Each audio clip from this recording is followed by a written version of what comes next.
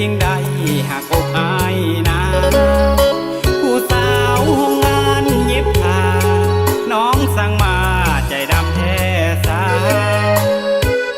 บอกว่าหากอายสี่ห้องหัวใจมีเพียงสองเฮาถึงสิอยู่ห้องเศร้าแต่เจ้ายืนยันว่าฮักเพียงอาย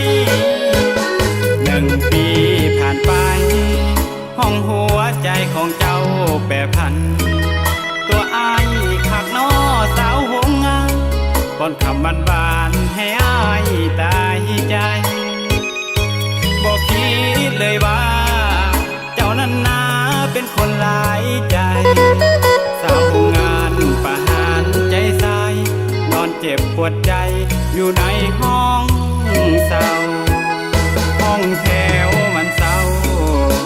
มันเหงาเมื่อเฮาถึกหลอกสำกับมวยถึกนกเว้ายังบ่ออกย้อนคิดนำเขาเมื่อก่อนนั้นนะปากบอกว่าฮักเขาฮักเขาเดี๋ยวนี้น้องมีผู้เบาหน้าตาหล่อเหลามาคอยเอาใจเจ็บจนเกือบตายน้ำตาไหลอยู่ในห้องเศร้าสาวโรงงานหลอกเขายืนซึ่งนั่งเศร้าเหมือนคนใกล้ตายไปดีเด้อล่ะฮักเขาสาให้สมดังใจ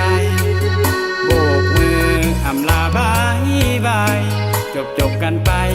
เด้อสาวโรงงาน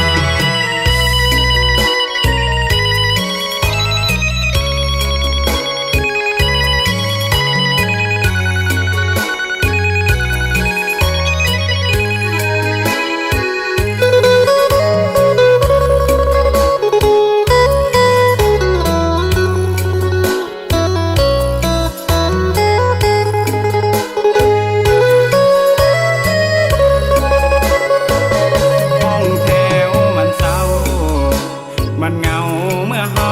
ถึกหลอกสำกับมวยถึกนกเว้ายังบ่ออกย้อนคิดนำเขาเมื่อก่อนนั้นนะปากบอกว่า